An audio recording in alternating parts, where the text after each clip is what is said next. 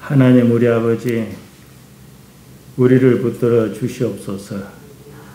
주의 말씀을 목숨처럼 여기며 받들고자 하나이다. 하나님께서 긍휼히 여기 주시옵소서. 부족한 종을 단에 세우셨으니 붙들어 주시옵소서. 연약하고 모자라기 짝이 없사오나 기왕에 맡기신 일이면은 하나님의 능력을 경험토록 은혜 주시기를 예수님 이름 받들어 기도하옵나이다. 아멘.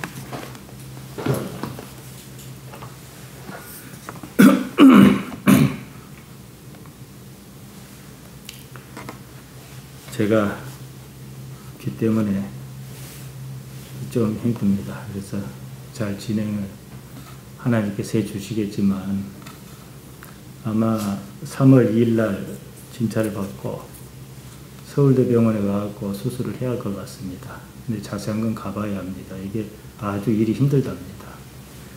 그런 생각을 합니다. 꼼 것은 없다. 어렸을 적에 한번 알아서 완전하게 고쳐야 하는데 그러지 못하니까 나이가 들어서 끝끝내 괴롭히고 그럽니다. 그리고 또 좋은 쪽도 마찬가지예요. 우리가 낙심치 않고 선을 행하면 하나님께서 또 끝끝내 갚아주실 것입니다. 이치가 단순해요. 말씀 전합니다. 종교에서 기도 행위는 매우 중요합니다. 그럼 기도란 무엇이냐? 기도는 왜 하느냐? 우리가 좀 이런 것을 원점에서 한번 생각해 보십시다. 왜 기도합니까? 하나님의 의중을 살피려고 하는 겁니다. 하나님의 의중을 살펴서 뭐 하게 해요? 내 마음에 안 들더라도 하나님의 의중이 거기 있다 싶으면 그렇게 하려고 하는 거예요. 하나님이란 존재를 인정하기 때문이며 하나님의 생각을 알아서 내 생각을 거기에 맞추자. 이게 기도예요. 나의 요구사항을 1번, 2번, 3번 이렇게 늘어놓는 건 기도가 아니에요. 간구입니다. 내가 요구하는 것이 다행스럽게도 하나님의 뜻하는 바에 맞다면 문제가 없습니다. 근데 대부분은 그렇지 않아요. 어떤 기도는 해놓고 이루어지기를 원하지 않는 것도 있어요. 그냥 한 거예요. 생각 없이. 이런 경우도 있습니다. 그러니까 간구도 좋지만은 큰 틀에서는 간구도 기도 안에 들어가지만 기도를 해야 해요. 기도가 뭐냐? 하나님을 아버지를 인식하는 행위입니다. 좀 이따 제가 다시 말씀드리겠습니다. 기도와 간구는 달라요. 바울은 에베소서 6장 8절에서 모든 기도와 간구로 하되 무시로 성령 안에서 기도하고 이렇게 말했습니다. 그러니까 기도와 간구가 같으면 뭐 하려고 그렇게 했겠습니까? 기도, 프로슈케입니다. 기도하다 말 프로슈코마입니다. 여기서 온 거죠. 그러니까 프로슈케는 기도라는 뜻 외에 기도하는 집, 기도실, 그러니까 기도실에다가 명패를 프로슈케 이렇게 쓸 수 있다 이 말입니다. 이어서 간구라는 말 대시있습니다. 자기에게 부족한 것을 간청하는 것, 탄원, 간구 이런 말입니다. 우리말로 간구가 뭡니까? 말 사전에 그대로예요. 자기가 원하는 바를 간절히 바라는 것입니다. 그러니까 우리가 같은 간구를 하더라도 하나님께 하나님 어쩌겠습니까? 육신을 갖고 있으니까 육신은 건강해야 하지 않겠습니까? 그러니까 탈 없이 무난하게 귀수술 잘할 수 있도록 해 주십시오. 이렇게 할 수는 있겠죠. 왜냐? 그것을 통해서 하나님과 가까워지거든요. 기도라는 건 뭐예요? 하나님과 관계를 계속 개선하고 유지해가고 이런 거예요. 똑같은 말이 빌립보서 4장 6절에 나옵니다. 아무것도 염려하지 말고 오직 모든 일에 기도와 간구로 너희 구할 것 아이테마를 요구를 감사함으로 하나님께 아뢰라 그랬습니다. 역시 기도와 간구 프로슈케와 대시있습니다.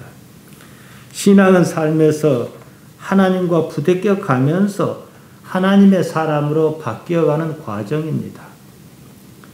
그러니까 어렸을 때는 몰라도 나이가 많이 들면 들수록 어떻게 해요? 성수 가면은 나는 없고 하나님만 있어야 하는 거예요. 결국은 하나님의 생각에 동기화해서 하나님과 생각이 일치하는 것이 인생의 목표입니다. 그러니까 우리가 죽을 때가 되면은 나는 사라지고 하나님만 남으니까 영생하겠지요. 생각해 보십시오. 매우 중요한 가치입니다. 아브라함이 아들 이삭을 번제로 바치려고 모리아 땅으로 한 산으로 가지 않았습니까? 창세기 22장인데요. 처음부터 그랬겠느냐는 거예요. 사람이 바뀐 거죠. 나란 건 없어요. 하나님의 의지만 있어요. 나라는 것이 오히려 하나님의 의지를 따라 하는 것 자체가 인생의 목표고 행복입니다. 그러니까 그게 가능한 거예요. 이처럼 신앙은 살면서 내 생각이 바뀌어가는 거예요. 살아도 내 생각은 안 바뀌고 고집과 오기만 똘똘 뭉쳐 있다면 신앙 아니지요. 그건 예수님의 복음과 맞지 않기 때문에 교회 나올 이유도 없습니다. 아무튼 이런 과정에 기도라는 의식적 행위가 있다는 거예요. 예수님께서요, 요한복음 17장 3절에서 영원한 삶을 말씀하셨습니다. 영생, 영원한 삶은 곧 유일하신 참 하나님과 그의 보내신 자 예수 그리스도를 아는 것이니이다. 하나님께서 예수님 왜 보내셨겠습니까? 영원한 삶을 조금 구체화시켜서 보여주라고 말이죠. 그렇잖아요. 그러니까 이 말의 핵심이 뭡니까? 영원한 삶, 영생은 뭐냐? 하나님을 기노스코하는 거라는 거, 아는 거다 이 말에 깨닫는 거라 이거예요. 아까 제가 말씀드렸죠. 젊어서는 그렇다 치고 늙으면 늙을수록 완숙해져야 해요. 그래서 나는 사라지고 하나님만 남는 상태까지 이르러야 한다 이거지요. 삶은 하나님을 알아가는 과정입니다. 즉 삶은 영원한 삶을 위한 전초기지 같은 것이다 이 말씀입니다. 하나님께서는 완전하신 분입니다. 하나님을 대면코자 하면 반드시 내가 사라지는 경험을 할 수밖에 없습니다. 하나님 앞에서 내가 바뀌는 것입니다. 내가 사라지는 경험이 구체적이면 구체적일수록 영원한 삶에 대한 개념에 도달하기가 쉽습니다. 복음은 이겁니다. 다른 것도 아니에요. 예수님 믿고 복 받자. 그 복이 이제 일반적인 복이라 그러면은 좀 유치한 거지요. 그렇지 않겠습니까? 복음이 뭡니까? 요한복음 3장 16절입니다. 하나님께서 세상을 이처럼 사랑하사 독생자를 주셨으니 이는 저를 믿는 자마다 멸망치 않고 영생을 얻게 하려 하심이라. 다들 잘 압니다. 요한복음 3장 16절 해가면서 애들한테 가르칩니다. 복음 중에 복음이라 안 합니까? 그러나 우리가 주변에서 보십시다. 교회 다니고 김권사, 이권사 봅시다. 영생을 얻기 위하여 애쓰는 사람이 얼마나 있는지, 하나님을 알고자 얼마나 애쓰는 사람이 있는지 따져볼 문제입니다. 관상기도라는 게 있습니다. 천주교에서는 종종 이 말을 씁니다. 제가 이 말을 이걸 끄집어낸 이유가 있어요. 기도의 본래 목적을 생각하자 그랬습니다. 기도에 관상이란 말을 붙였는데요. 관상이란 무슨 뜻이냐? 신을 직관적으로 인식해서 사랑한다는 말이에요. 어떤 절차가 없습니다. 그냥 하나님 하면 느낌이 오듯이. 물론 훈련이 좀 필요하죠. 그것이 어째 목표예요. 신앙은 적어도 이런 무엇이 있어야 합니다. 여기서 세상이 주는 것과 다른 평안을 느낀다는 거죠. 하나님과 교감이 이루어진 거예요. 요한복음 14장 27절에서 예수님께서 말씀하셨습니다. 평안을 끼치노니 곧 나의 평안을 너희에게 주노라. 내가 너희에게 주는 것은 세상이 주는 것 같지 아니하니라. 너희는 마음에 근심도 말고 두려워하지도 말라.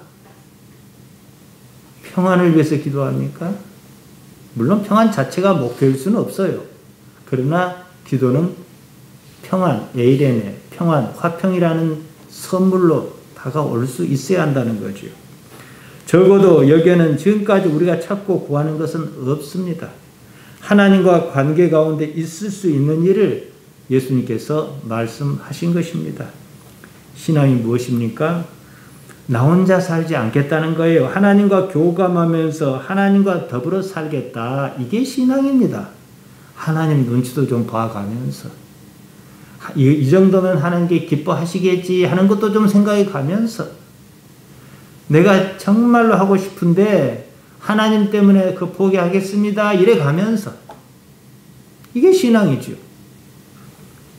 자기의 인생에서요, 하나님을 유일한 타자로 여기느냐 문제예요. 아무개가 날 괴롭혀도요, 세상 사람 저 죽일 놈 하겠지만 우리는 그 사람을 보기 전에 하나님을 먼저 봐요. 왜냐? 그 사람의 행위가 부당하고 부덕하고 올바르지 않더라도 하나님 소관 안에 있을 테니까요. 그래서 세상에 나와 하나님밖에 없다는 거예요. 여러분이 기도할 때가 있습니다. 어쩌다 기도가 깊은 가운데 들면 무엇이 있습니까? 정말로 하다 보니까 은혜를 많이 받아서 깊은 기도에 들었습니다. 그러면요, 나도 없어져 버려요. 기도 제목이 첫 번째 없어지고, 뭘 주십시오 했던 게 다 사라져 버리고, 더 깊이 들어가면 내가 없어져요. 하나님만 다 있어요. 하나님 외에는 아무것도 없습니다. 나의 눈에 보이는 것, 내가 생각할 수 있는 모든 것이 하나님 소관입니다. 거기에도 하나님의 섭리가 작용하고 있습니다. 나는 이렇게 기도합니다.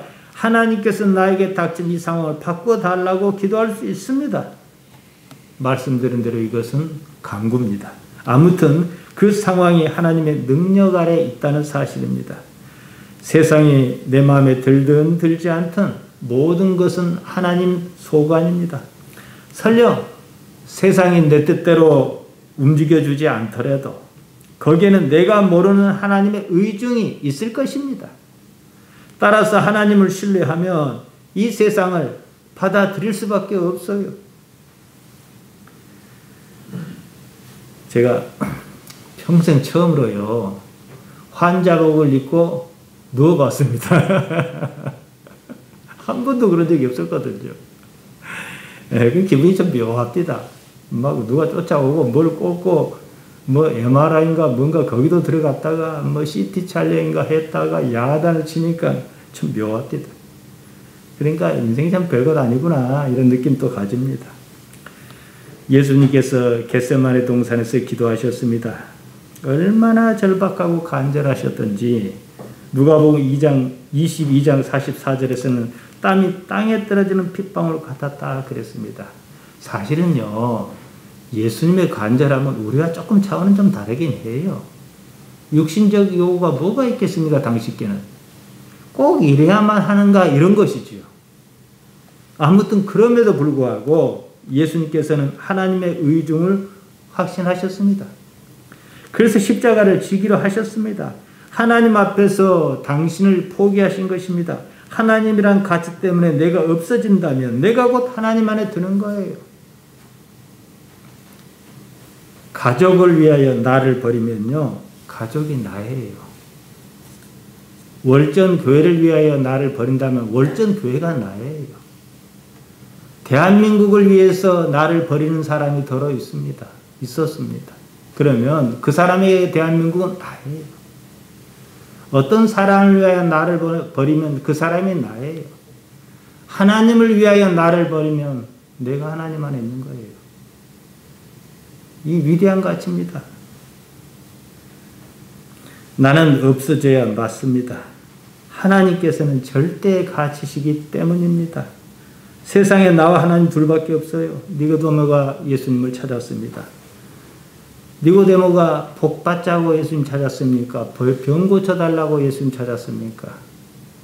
어쨌든 하나님을 알기 원해서 찾은 것 아니겠습니까? 예수님께서 니고데모에게 말씀하셨습니다. 요한복음 3장 3절입니다.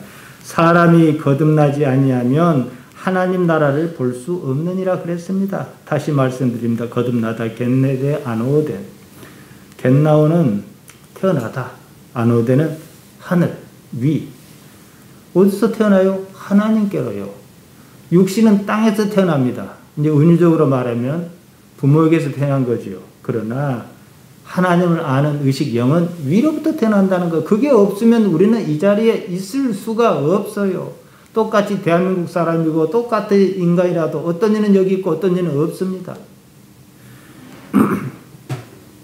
하나님의 나라 바실레이아 두데오입니다. 하나님의 통치를 말합니다. 다스리시는 거예요. 보다 에이도 알아차립니다. 즉 사람이 하나님께로부터 나지 아니하면 하나님께서 나의 이 삶에 어떻게 관계하고 계시는지 알아차릴 방법이 없다. 이 말씀입니다. 이 말씀에는 전제가 있습니다. 우리가 지각하는 천지 만물을 하나님께서 창조하셨다는 사실입니다. 모든 것의 근원이 하나님이시다. 그리고 모든 것은 하나님 없이 스스로 존재하지는 않는다. 이것이에요. 신이 없다고 말하는 이른바 무신론자는 애초에 이런 전제를 무시하기 때문에 말이 통하지 않습니다. 무신론자를 거론할 거 없지요. 우리는 그들의 말을 믿어하지 않습니다. 그들이 하나님을 인정하든 인정하지 않든 그것은 중요하지 않습니다. 문제는 우리 기독 신앙을 가졌다는 사람 대부분이 그런 식으로 하나님을 생각한다는 거예요. 그래서 이게 실제적 무신론이냐, 무신론이다 이런 표현을 하는 거죠. 내가 하나님께로서 태어났다면 하나님을 알아차려야 합니다. 하나님께서 어떻게 내가 사는 이 삶에 관계하고 계시는지 감이 팍팍 와 닿아야 합니다. 그런 감이 없기 때문에 늘 마음이 불안합니다. 지켜주시겠지만 안 지켜주실 것도 같아요. 이러니까 마음이 불안하죠. 그러니까. 또 그 때문에 성경 말씀과 동떨어진 삶을 삽니다. 어정쩡한 느낌이죠. 이런 상태는 사실상 무신론자와 다를 것이 없습니다. 성경은 나와 하나님 사이의 단절 상태를 뭐라 그럽니까? 죄라고 합니다.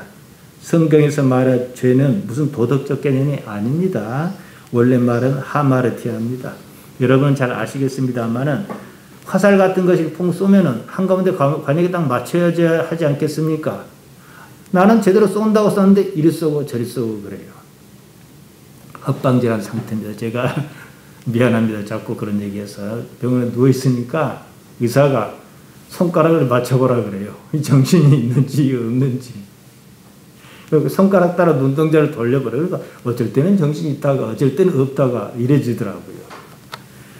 인간의 삶이 불행한 것은요. 하마르티아 때문입니다. 잘못 판단하고 또 그 때문에 잘못 산 때문입니다. 이게 핵심이에요. 지금 제가 이 얘기를 하려는 거예요.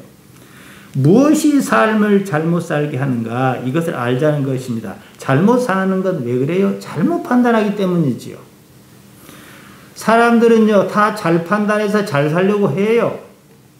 그런데 잘 판단하고 잘 사는 사람은 극히 드물다는 거예요. 예수님께서 유대인에게 말씀하셨습니다. 요한 8장 15절입니다. 너희는 육체를 따라 판단하나 나는 아무도 판단치 아니하노라. 유대인은 판단했습니다. 자기들 판단이 옳다고 믿었습니다. 그 때문에 구세주를 그렇게 기다려 놓고도 나타나니까 못 알아봤어요. 막상 나타나니까 당신은 구세주가 아니다. 자칭 하나님의 아들이다. 어떻게 망령스러운 말을 뱉느냐. 그래서 죽여버린 거예요. 요한복음 10장 33절입니다. 유대인이 대답하되 선한 일을 인하여 우리가 너를 돌로 치려는 것이 아니라 참남함을 인함이니 내가 사람으로서 자칭 하나님이라 함이로라. 자칭 하나님이라 했다 해서 죽인 거예요. 이거 말입니까? 이게 뭡니까? 예수님을 향하여 어째서 너 스스로 하나님의 아들이라고 하느냐 이것이었어요. 유대인은 자기를 판단을 믿었습니다. 자기를 믿었습니다. 다른 가능성을 전혀 고려하지 않았습니다. 이 때문에 그때부터 지금까지 계속 이어지고 있어요. 나를 버리지 않으면 하나님께서 앞에 나타나도 안 보여요. 알 수가 없습니다.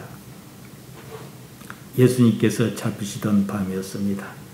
대제사장이 분명히 예수님을 잡아 대제사장의 집으로 끌고 들어갔습니다. 베드로가 군중 속에 묻혀 따라가지 않았습니까? 사람들이 뜰 가운데 불을 피고 이렇게 둘러앉았습니다. 그 사이에 베드로가 깨었었어요. 상황이 지금 어떻게 진행하는가, 무슨 일이 일어나는가, 힘은 없어도 좀 그런 심정 아니겠습니까? 한 여종이 베드로 알아봤습니다. 저 사람이 예수라는 분과 한패다. 베드로가 나는 그 사람을 모른다 그랬습니다. 조금 후에 다른 사람이 이 사람 같은 당이다. 베드로 아니라고 두 번째 부인했습니다. 1시쯤이다 또 한 사람이 장담하면서 이는 갈릴리 사람이 참으로 그와 함께 있었느니라. 내가 봤다. 이런 식이에요. 또다시 부인했습니다. 그러면서 나는 네가 무슨 말을 하는지 모르겠다. 방금 그랬는데 어디서 달기 우는 소리가 들린 거예요. 그때 예수님의 시선이 베드로를 향했습니다. 베드로가 예수님께서 하신 말씀 생각나 버린 거예요. 일전에 예수님께서 돌아가실 것을 예고하셨을 때였습니다. 그때 베드로가 말했습니다. 주를 위하여 내 목숨을 버리겠나이다 그랬습니다. 그런 베드로를 향하여 예수님께 이렇게 말씀하셨지요. 요한복음 13장 38절입니다. 내가 나를 위해 내 목숨을 버리겠느냐. 내가 진실로 진실로 내게 이르노니 닭 울기 전에 내가 3번 나를 부인하리라. 이게 생각나 버린 거예요. 누가복음 22장 62절에 보면 베드로가 밖에 나가서 심하게 통곡했답니다. 자기 꼴이 말이 아니었습니다. 이것이 나구나. 뭐 주를 위하여 뭐 죽기까지 어쩌고 했는데 다 거짓말이구나. 내가 이런 사람이구나. 이렇게 비참할 수가 없는 거예요. 예수님을 믿는다고 예수님을 따르겠다고 한 것이 다 거짓이었습니다. 내가 이런 사람인 걸 알았다. 자기 부인이 여기서 이루어진 거예요. 때문에 안식 후 첫날 새벽에 급히 무덤으로 달려갔습니다. 부활하신 예수님을 뵌 이후로 사람이 아예 달라져 버렸어요. 이제 자기 부인이 끝나버린 거죠. 내가 무엇인지 알아버렸어요. 하나님께서는 항상 무슨 계획이 있습니다. 하나님께서 계획하신 대로 세상을 이끌어 가십니다. 베드로는 그때 당시 하나님을 믿지 않았습니다. 자기를 믿었습니다. 자기 생각, 자기 판단을 믿었습니다. 그런데 3번 부인하고 그러한 자기를 인식했을 때 믿었던 자기가 무너졌습니다. 자기를 부인하지 않으면요 아무것도 안 보입니다. 예수님께서 아무리 부활하셨어도 여러분 믿을 사람만 믿습니다. 지금 수많은 사람이 있어요. 기독신앙을 가졌다고 합니다. 말로는 부활이 어쩌고 하지만 그 사실을 믿는 사람은 그리 많지 않습니다. 자기가 부활할 것이라고 믿는다면 지금처럼 그렇게 살지는 않습니다. 자기를 부인한 경험이 없기 때문에 그렇습니다. 너희는 육체를 따라 판단하나 히메스 카타텐 사르카 크리네테 이럽니다. 판단하다 크리노입니다. 판단하다 심판하다 처벌하다 정죄하다 비판하다 비난하다 평가하다 분리하다 논쟁하다 변호하다 믿다 결정하다 결심하다 해석하다 이런 뜻이 있어요. 판단의 기준이 뭡니까? 사르크스라는 거예요. 살덩이란 거입니다. 그러면 이런 육체가 판단하는 거 그런 뜻이 아니죠. 너희는 너의 경험에 따라 판단하나 살아온 세월에 따라 판단하는 이거예요. 그러니까 살아온 세월에 오직에 당하기만 사람 뭐예요? 다 의심을 하죠. 누가 좋은 말도 해도 의심하죠. 그런데 살아온 세월 동안에 좋은 사람 만났다 그럽시다. 누가 무슨 말하면 좋게 얘기할 거 아니겠습니까? 그러니까 삶의 왜곡이 있는 만큼 판단도 왜곡이 있을 수밖에 없다는 거예요. 이게 육체의 한계입니다. 유대인은 육체를 따라 예수님을 판단했습니다. 육체의 판단을 믿었습니다. 예수님께서 당신을 가리켜 하늘로서 내려온 또 진정한 삶의 양식이라고 말씀하셨을 때였습니다. 유대인이 이렇게 수군거렸습니다. 요한복음 6장 42절입니다. 가로대인은 요셉의 아들 예수가 아니냐. 그 부모를 우리가 아는데 제가 지금 어째서 하늘로서 내려왔다 하느냐. 믿을 수 없다 이 말이죠. 믿을 수 없으면 왜 그런 말을 했는가 하고 되물어야죠. 육체를 따라 판단했습니다. 자기들 경험을 믿었습니다. 사람이 어떻게 하늘로서 내려올 수 있느냐 그랬습니다. 흔히들 그러죠. 나다나엘이란 예수님의 제자가 있었습니다. 제자를 막 부르실 때였어요. 빌립이 먼저 예수님 따랐습니다. 그리고 빌립이 나다나엘을 찾아가 말합니다. 모세가 율법에 기록하였고 여러 선지자가 기록한 그분을 우리가 만났는데 다름 아닌 요셉의 아들 나사렛 예수님이시다. 그랬어요. 빌립이 하는 말에 나다나엘이 어떻게 응답한 줄 아십니까? 요한복음 1장 46절입니다. 나다나엘이 가로되 나사렛에서 무슨 선한 것이 날 수 있겠냐. 이 촌구석에서 뭐가 나겠느냐. 무슨 인물이 나겠느냐. 나다나엘 역시 육체를 따라 그렇게 판단했습니다. 하지만 나다나엘의 위대한 것은 이 점에 비록 내 생각은 그렇지만 자기 판단을 뒤로 하고 빌립을 따랐다는 거예요. 그래서 예수님의 제자가 됐습니다. 예수님께서 그것을 아시고 나다나엘을 칭찬하셨습니다. 요한복음 1장 47절입니다. 예수께서 나다나엘이 자기에게 오는 것을 보시고 그를 가리켜 가라사대 보라 이는 참 이스라엘 사람이라 그 속에 간사한 것이 없도다. 왜 참 이스라엘 사람이라고 하셨겠습니까? 나사렛에서 무슨 인물이 나겠느냐 해놓고도 자기 생각은 그래요. 그러면서도 불구하고 일단 접고 다른 것을 생각할 줄 알았다는 거예요. 그리고 어떤 준비, 지금 제가 드린 말씀으로 친다면 자기를 부인할 준비를 갖춘 사람이라는 거죠. 간사한 게 없는 거예요. 간사한 것, 돌로스입니다. 간사한 것 외에 속임, 교활함, 흉계, 사기, 기만, 거짓말 이런 뜻으로 쓰십니다. 그러니까 육체의 판단이라는 건 이래요. 육체는 무엇이 옳으냐, 무엇이 그르냐 그런 것에 관심이 없습니다. 속이든지 말든지 무엇이 생존에 유리하냐 오직 거기에만 관심이 있고 거기에 따라 판단합니다. 대제사장이 군병을 풀어 예수님을 잡았습니다. 예수님을 십자가에 매달아 죽여버렸습니다. 하나님 생각해서 그랬겠습니까, 여러분? 오늘도 크게 다르지 않습니다. 교회 일이라고 뭐 한다고 해도요, 자기 생각해서 그러지 하나님 생각해서 그런 경우는 극히 적습니다. 참 희한하게도 예수님을 믿는다고 하면서도 예수님을 믿지 않습니다. 자기를 믿습니다. 자기 생각을 믿습니다. 그러니까 잘못 판단하는 것이고 또 그 때문에 당연히 잘못 삽니다. 하나님께서 당신의 자녀가 잘못 살기를 바라시겠습니까? 자기를 버리고 하나님을 믿어야 하는데 자기 육체의 생각을 믿습니다. 교회 다닌다고 예수님 믿는 것이 아닙니다. 말은 그렇게 해요. 그래 놓고 자기 생각을 믿습니다. 교회의 일을 하나님 일이라고 생각합니다. 자기 생각대로 다 이러고 저러고 해놓고 말이죠. 예수님께서 부활하여 승천하셨습니다. 이후 제자가 무리를 이끌었습니다. 예루살렘 교회가 부흥했습니다. 사람이 모였습니다. 주로 없는 사람이었습니다. 특히 과부가 많았습니다. 타지에 나가 살다가 남편을 잃고 고향을 찾아 모여들었겠지요. 그들을 구제하는 것은 교회에서 중요한 일이었습니다. 분배하는 문제에서 삐걱댔습니다. 헬라파 유대인은 이제 저쪽에 살다 온 사람이고, 히브리파 유대인은 여기 계속 살던 사람이고, 헬라파 유대인이 자기 편 과부가 매일 구제에 빠진다며 히브리파 사람을 막 원망했습니다. 공평한다고 하지 않았겠습니까? 더군다나 그때 교회가요. 그런데도 불평이 생긴 겁니다. 이때 제자가 어떤 태도를 보였는가 하는 점입니다. 성경은 이렇게 전합니다. 사도행전 6장 2절입니다. 12사도가 모든 제자를 불러 이르되 하나님의 말씀을 제쳐놓고 공개를 일삼는 것이 마땅치 아니하니 공개 트라페자입니다.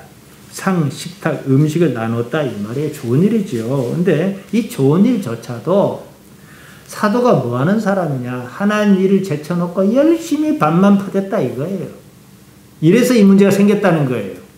세상적으로는 안 맞는 말이죠. 그러지 않겠습니까? 사회운동하는 거 아니거든요. 복음 전파는요. 과연 우리가 제대로 한 것인가? 이 분쟁의 원인이 히브리파 과부들한테 뭐가 좀 더 가고 헬라파 과부에게 줄 걸 안 주고 사회적으로는 이랬을 수 있겠으나 내면적으로는 그 문제가 아니라는 거예요. 우리가 무엇을 해야 하는 것을 하지 않고 오히려 다른 것을 하지 않았느냐 이렇게 찾은 거죠. 하나님 안에서 의중 안에서 찾은 거죠. 하나님께서 지금 우리에게 무엇을 원하시는가 하는 이해로 돌이켰습니다. 분쟁의 원인을 따지는 것은 세상 방식입니다. 누가 잘못했는가 따질 수 있습니다.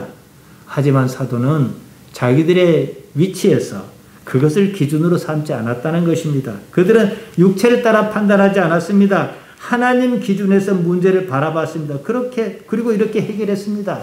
사도행전 6장 2절에서 4절에 나옵니다. 12사도가 모든 제자를 불러 이르되 우리가 하나님의 말씀을 제쳐놓고 공개를 일삼는 것이 마땅치 아니하니 형제들아 너희 가운데서 성령과 지혜가 충만하여 칭찬 듣는 사람 7을 택하라. 우리가 이 일을 저에게 맡기고 우리는 기도하는 것과 말씀 전하는 것을 전무하리라. 그랬더니 모두가 따른 거예요. 그랬더니 문제가 해결된 거예요. 무슨 말인지 아시겠습니까? 우리는 저처럼 귀가 아프면은 이 귀를 치료도 열심히 해야 해요. 그럼 또 하나님 안에서 왜 이런 일이 있는가 생각해야 한다는 거죠. 네팔에 쿠마리를 말씀드린 적이 있습니다.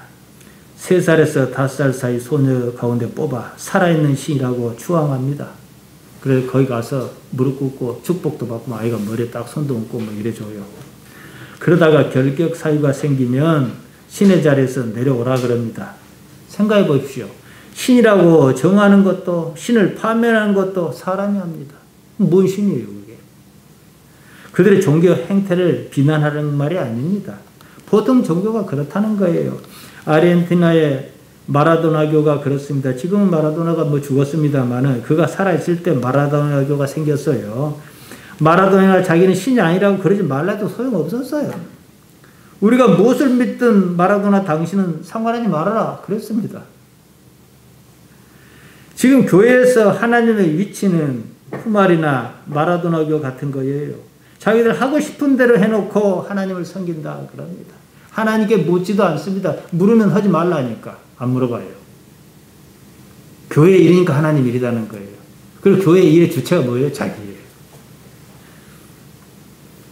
자기 육체의 요구를 믿은 것입니다.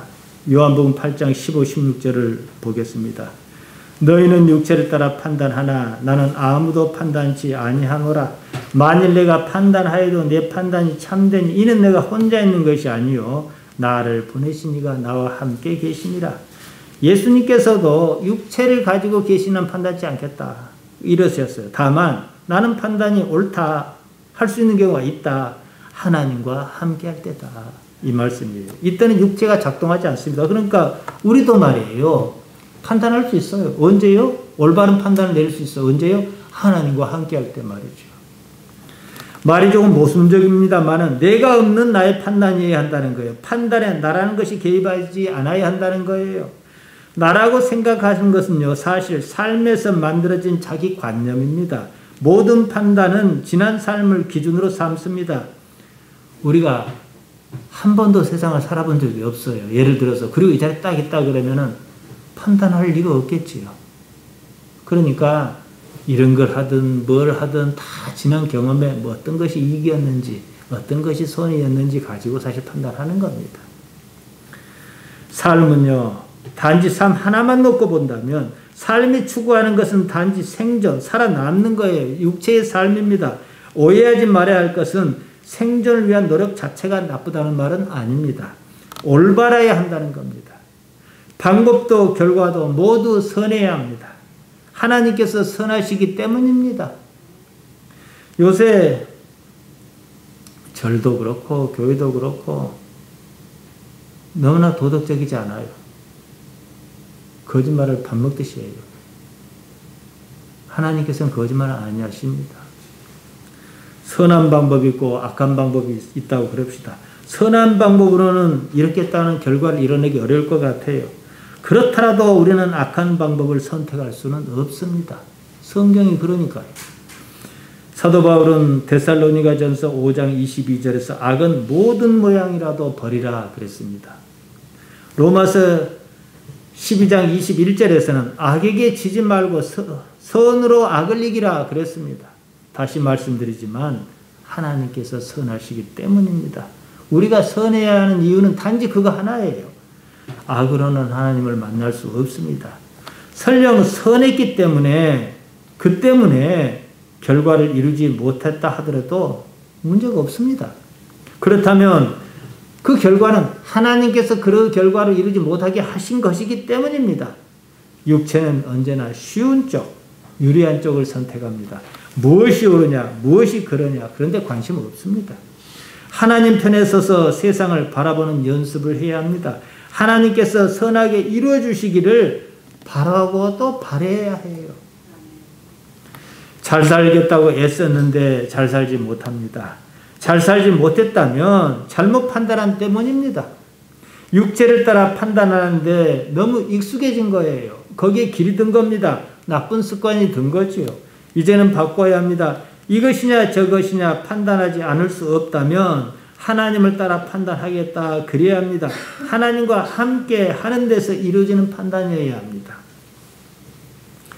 사도 바울은 디모데전서 4장 7절 8절에서 디모데에게 경건을 연습하라 그렇게 말했습니다. 망령되고 허탄한 신화를 버리고 오직 경건에 이르기를 연습하라. 육체의 연습은 약간의 유익이 있으나 경건은 범사에 유익하니 금생과 내생의 약속이 있느니라 그랬습니다. 경건 유세에 의합니다. 이 말의 어원을 따라가 보면 유는 올바르게 행하다, 좋게 행하다 이런 뜻입니다. 세보마이는 경의를 표하다, 숭배하다, 예배하다, 경외하다, 경건하다. 그러니까 이게 하나님을 경외하는 것, 이게 유세베이아예요. 하나님을 제대로 섬기는데 연습하듯 훈련하듯 끊임없이 하나님을 생각하고 추구하라 이 말입니다. 그러면 금생, 뉘, 지금 사는 이 순간입니다. 멜로, 장래에 약속이 있다. 뭔가를 보장해 주신다 이거죠. 직관적으로 판단하도록 말입니다. 종교란 원래 이런 겁니다. 직관적이란 말은요. 경험이나 추리, 판단에 의하지 않고 대상을 직접적으로 파악하는 거 딱 보면 아는 거예요. 해석이 없습니다. 무엇이 옳은가 그른가 그것만 있습니다.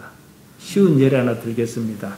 누가복음 10장에 선한 사마리아 사람 이야기가 나오지 않습니까? 예루살렘에서 여리고로 내려가는 길이었습니다.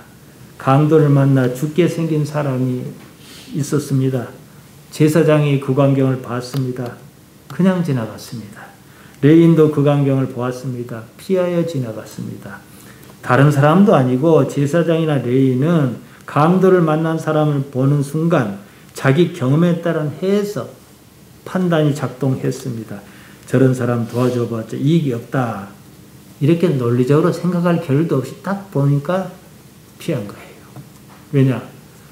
그렇게 훈련을 받았거든요. 몸에 따라서. 육신적으로 살았으니까. 만일 그런 해석이 없다면 어떻게 했을까요? 무조건 둬야 합니다. 칸트는 이걸 정언명령이다 그랬습니다. 행위의 형식, 목적, 결과에 관계없이 그 자체가 선이기 때문에 무조건 지켜야 하는 도덕적 명령이다. 이겁니다. 그러니까 무조건 지켜야 한 것도 안 지킨 거예요. 나쁜 쪽으로 길이 든 거죠. 사마리아 사람이 그곳을 지나갔습니다. 강도 만난 사람을 보았습니다. 돌보아 주었습니다. 묻지도 않고 따지지도 않았습니다. 해석하지 않았습니다. 판단하지 않았습니다. 직관적으로 행했습니다. 이 문제입니다.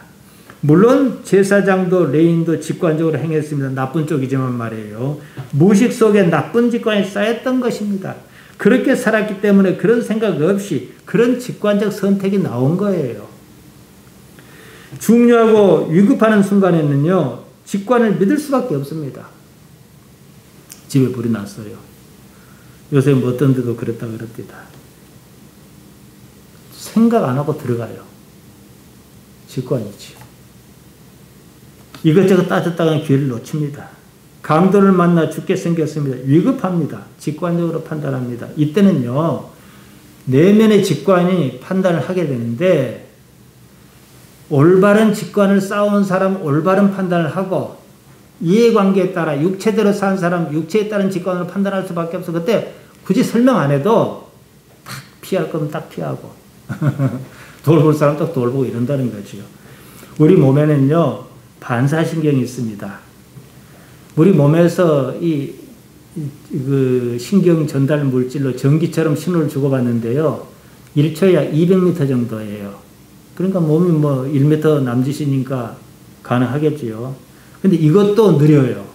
반사신경은 여기다가 남비에다가 그냥 뜨거운 줄 모르고 손을 대다 뜨거 하잖아요. 그러면은 이 신경이 뜨거한 게 뇌까지 갔다가 오르면 이미 상처를 입어버려요. 그러니까 이때는 반사신경이 차단해버려요. 뇌까지 안 가고 즉각적으로 전결을 해버린 거예요. 중간에서. 중추신경에서 기계적으로 말이죠. 직관은 이 반사신경과 거의 흡사합니다. 무의식적으로 이루어집니다. 올바른 직관을 형성하기 위해서 충분히 연습해야 합니다. 그래서 바울이 경건을 연습하라는 거예요. 하나님을 향한 마음이 연습이 없는데 어떻게 하나님을 봅니까? 손에도 좀 봐가면서 이것이 하나님 뜻이다 하면 자꾸 해보는 무엇이 있어야 아는 것이지 아무것도 안 해놓고 어떻게 하나님 뜻을 알겠습니까?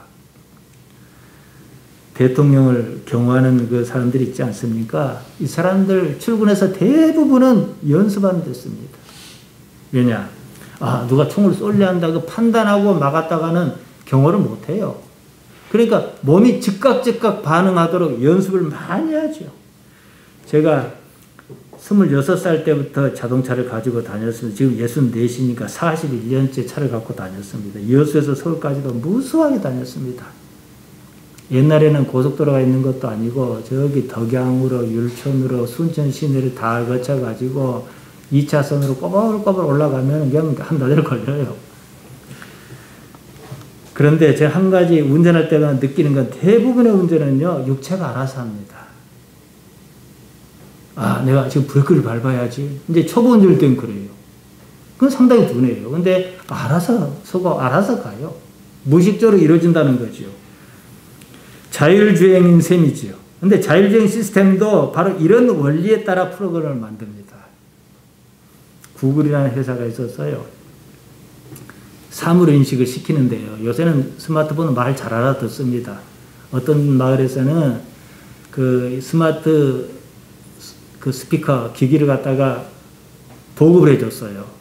그럼 할머니들이 혼자 다 심심하니까 말을 걸어요. 그럼 대답을 잘해줘. 내일 뭐 비가 온다냐 어쩐다냐 그러면 비가 오고 어쩌고 다 얘기를 잘 해주거든요. 근데 할머니가 혼자 쓰러졌어. 아이고 죽겠네. 그러니까 119에 신고를 해준 거예요.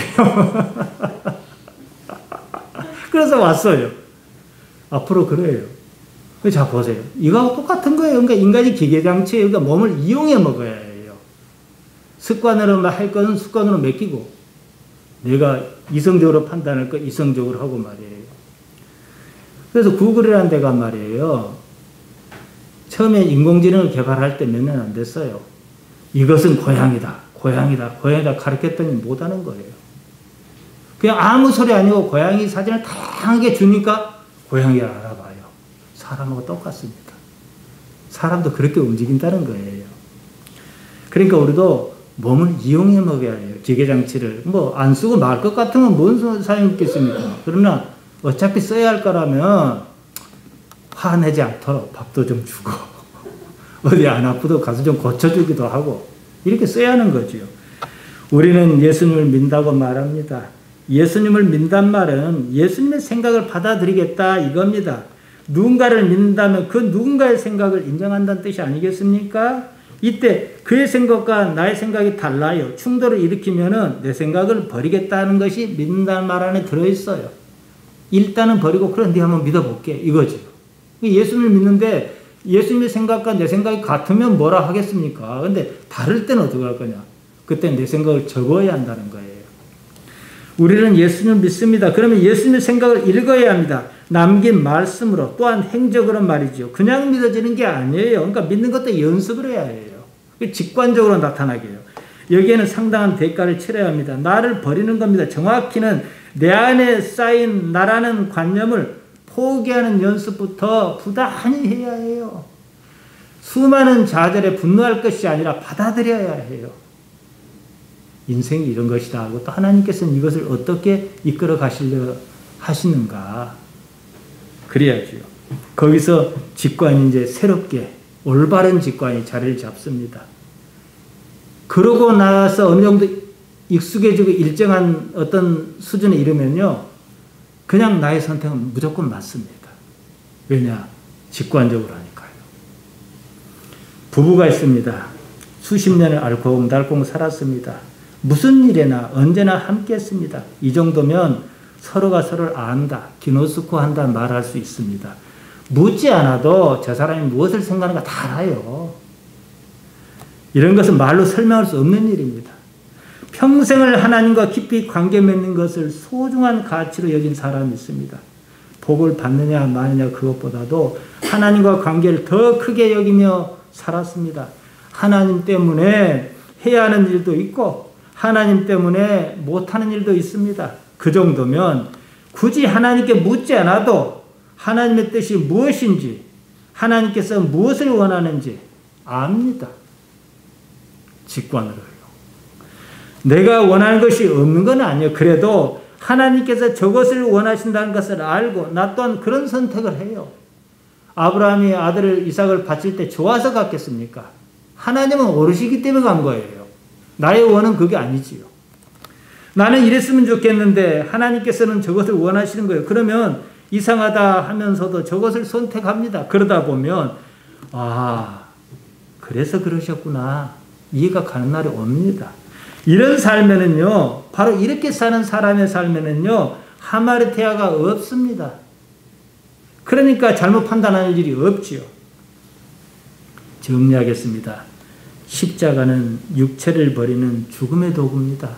영 푸뉴마만 오롯이 남게 합니다. 십자가가 푸뉴마를 죽이지 못하잖아요. 내가 무너지는 것을 두려워할 이유가 없습니다. 하나님께는 방법이 많습니다. 지금은 절망적일 것 같아도요, 내일이면 또 방법이 있을 수 있어요. 요한복음 6장 63절에서 예수님께서 하신 말씀으로 마치겠습니다. 예수님께서 살리려는 것은 영푸념하다 그러셨습니다. 육체 쌀 것은 아니라는 겁니다. 당신께서 하신 말씀이 푸념하여 삶, 조회다 그러셨습니다. 육체의 삶조차도요, 단지 영을 살리기 위한 것뿐이라는 거예요. 우리는 지금 육체의 도움을 받아야 합니다. 건강해야 2달으로 예배당도 오고 할 것 아니겠습니까? 그래서 이것을 여러분이 깊이 생각하시고 항상 하나님만 생각하시기 바랍니다. 좋은 일을 만나면 하나님, 제가 뭔데 이렇게 좋은 일을 주십니까? 감사하고, 내 생각과 달라서 좀 좌절스러운 일을 만나면은 하나님 어째서 이런답니까? 하나님께서는 생각을 갖고 계시지요? 이러고. 이래서 하나님의 사람으로 성숙해 가야 해요. 그러다 보면은 안 물어봐도 하나님 뜻 압니다. 하나님께 뭔가 하실 것 같아요. 이게 영감이지요. 이런 능력자로 사시기를 예수님의 이름으로 부탁드립니다.